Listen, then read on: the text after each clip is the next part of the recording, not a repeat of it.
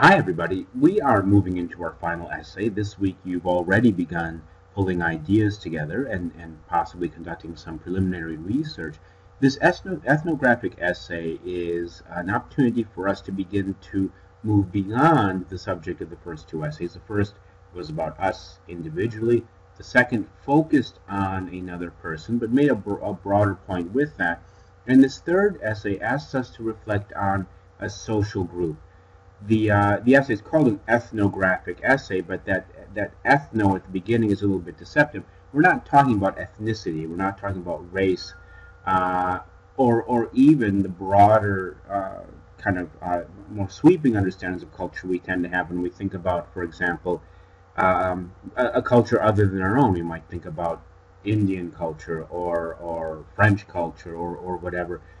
Here we're really narrowing down the idea of social groups uh, into this notion that any group of people who have certain shared characteristics will have a lot in common and can be considered a quote-unquote cultural group that you can focus on. Last week's discussion, or the week before's discussion, you reflected on the various groups you belong to, and that really is key to this. It's an opportunity to think about grouping in a different way. And really, we all then belong to multiple groups. I would say I'm a teacher, that is one group. I am a Delta faculty member, which is a kind of a subgroup of that teaching group. I'm a writer. I write science fiction, so I'm part of a sci-fi. I could pretend, I'm part of that group of people who write that sort of thing. I write young adult novels, so that is a group to whom I belong. I do some gaming, so let's say I've not done World of Warcraft for a long time because I'm so busy, but in the days when I was playing World of Warcraft, there was an entire social group that I belonged to in that game, and I can go on and on and on with that because there are so many me's and so many interests I have, and you will all be in the same situation: work, social, familial, and of course more traditionally ethnic and cultural groups as well. I'm going to focus right on the writing process with this overview because by this point you really should be able to gather the core ideas from the text itself. You've been working with this text for a while now, so I'm going to just zero in and hit some highlights on the writing process itself. This inquiry project, and again, our course focuses on writing as a method for inquiry, for asking questions, for getting information. So here are the key questions with which you will begin the focus of this ethnographic essay. You're asking yourself, how do the people in this culture see themselves and their world? Okay. As you conduct your research, as you observe, then you will limit this and focus on what seems to be the central theme of those observations. And this will be much easier to do in the smaller social groups that you're dealing with for this essay. The key is, again, for all of our essays, is to identify that main idea, that so what, that frame, and build the organization around that. So that is what is explored in the essay. And that model essays in the text itself will help you do that, including the one that is a student essay. Rationale, one thing you want to be able to do, and especially if you think there may be doubts in your readers' minds, you want to be able to defend the fact that this is, in fact, a distinct culture. So, for example, somebody might disagree with you that ice skaters present a unique culture, and then you might have to make that case. Well, actually, people who are engaged with this sport at this level, doing this, these are the things that they bring to the table that make them a culture. In other cases, you may not need to defend that. It might be a widely accepted assumption. If I talk, for example, my wife's family is from India originally, I wouldn't have to make a case for Indian culture or Hyderabadi culture, which is a part of India she's from, being a different culture. That fits into our normal understanding of what constitutes a culture. Finally, you're gathering information from field observations, possibly more interviews, and in this case, a little bit of research. Because one thing I've done, I've asked you to change the assignment as it is in your text just a little bit by choosing a group to which you belong, which will simplify and maybe make easier some of the observations that you have to conduct.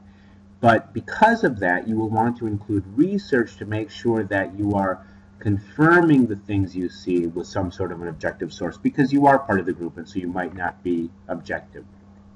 Okay, so here's your inquiry question, and then the reasons why we want to explore this question. Okay, we're trying to find the best ways to understand and communicate with a specific audience, okay, which is what you'll be doing as you craft a conversation about this culture for the rest of us, and also as you communicate with other people in that culture to gather information. You may be switching modes there quite a bit. Okay. Other things you may consider doing as you're crafting this essay, things that could evolve into frames or theses, proposing ideas down the road. And this is probably not something you'll tackle in this essay in the time we have, but still, sometimes an ethnographic study will result in a proposal, making suggestions about improving things, changing things that reflect your understanding of this group and how this group sees its own problems.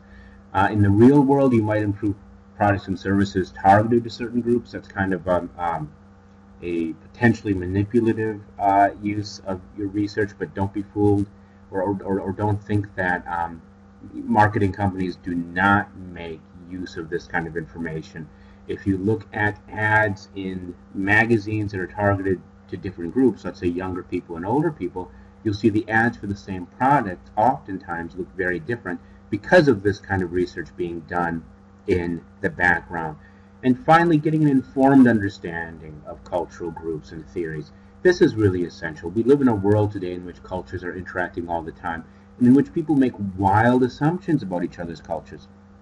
And I will say 99% of the information you will see on other cultures on the news, for example, is wrong. It does not typically reflect that culture's own understanding of itself. It typically reflects what we assume about the culture from the outside. And journalists have unfortunately become very sloppy about conducting the level of research they need to really get inside those cultures and understand them. Here are features of the ethnographic essay. Okay, the purpose: observe, interview, describe members of social groups. Find out what they say, how do they communicate with each other, what sorts of things do they do that set them apart, what sorts of things do they value, and then how do they see each other. Okay, what is the nature of the relationships within that group? Your subject, of course, is something we're looking at. Now, one thing to note here: study of a cultural group in a local setting, subcultures. A subculture is what I'm referring to when I talk about all the many groups to which we belong. The Gothic subculture. When you think about middle school or high school, you think about the various groups that click together. Each of those could potentially be a subculture. Okay, the form, and I want you to look at this. This is in your text. Review this carefully, because again, you need to make a choice about how to organize your essay in a logical way. Typical day in the life of somebody in this culture. A collage of ideas and images that illustrate this culture, or a narrative telling a story about this culture. What you cannot do is simply pull your information together and plop it into the essay and leave readers to try to make sense of it. You have to impose order on it. Your sources: field observations. And if you're part of the group, a lot of this might be done in memory. You just think back to the encounters you've had. If you're going to be able to interact with this group before this essay comes due, it wouldn't be a bad idea, as you think about this essay, to think of the sorts of things you might want to look at another meeting with them. So do keep that in mind. Artifacts, the things that this group uses that are part of this culture. You are welcome to include images, recordings, video, to gather more, to for sure gather more information. If you want to get an idea, for example, of this cultural group beyond your own individual experience of it, videos, recordings, these could be very useful. I'll be asking you to conduct research. We've mentioned that already. And then interviews with other people in this culture. All of these are potential sources of information that will feed your final essay. We've done a lot of this already, but this is that brainstorming stage. I'll hit this relatively quickly. What you want to do is identify the culture first. So what kinds of social groups exist in the community? And I would ask you, again, for our purposes, to focus on social groups to which you belong. And that will help you with this narrowing down part of it. You think about the groups to whom you belong or to which you belong. It'll be easy for you to get information on. In other words, people that you will be able to see, meet with, talk to in the relatively short time, not relatively, the short time we have to develop this essay. Okay, and then brainstorm other observations you might be able to make beyond what your thoughts are on it or beyond your initial notes on it, and then pull out the things that stand out that are distinctive about that subculture. Okay, these two conditions are important, and you should use these as you try to evaluate whether you've got a good group to study or not. Do the members of the group identify with it? Do they feel they're a part of something? And then, of course, is it accessible? And again, we're trying to deal with that by asking you to focus on a group to which you belong. This is the generation of ideas from your text and basically identifying social groups.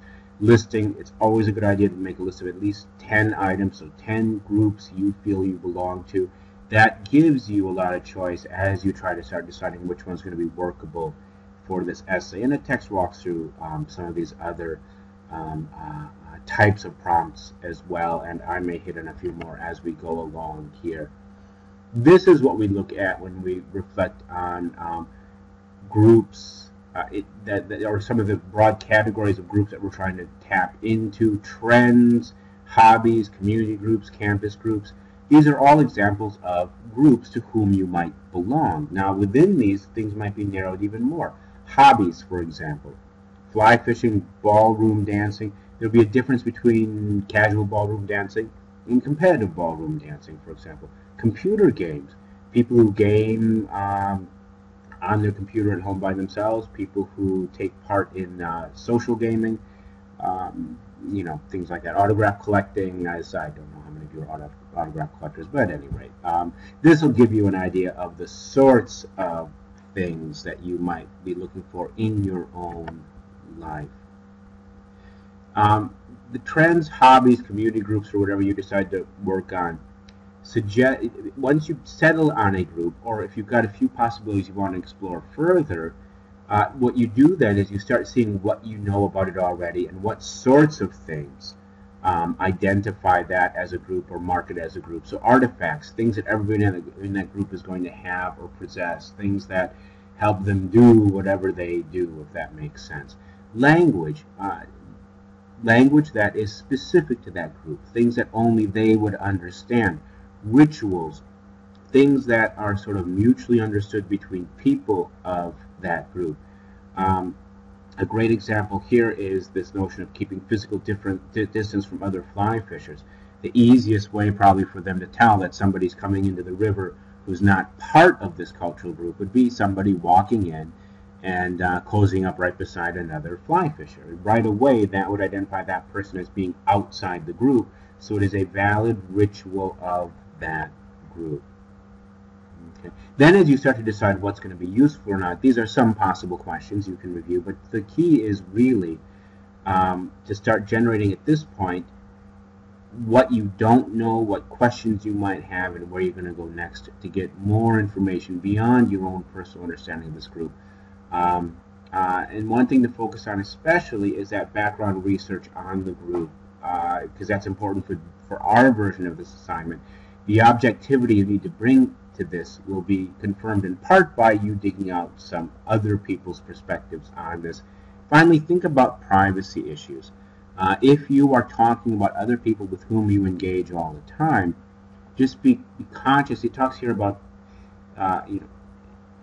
what things might make them hesitate to talk to you, but also be conscious of protecting their privacy rights. Okay. Additional questions about purpose and audience that will help you gather and analyze information.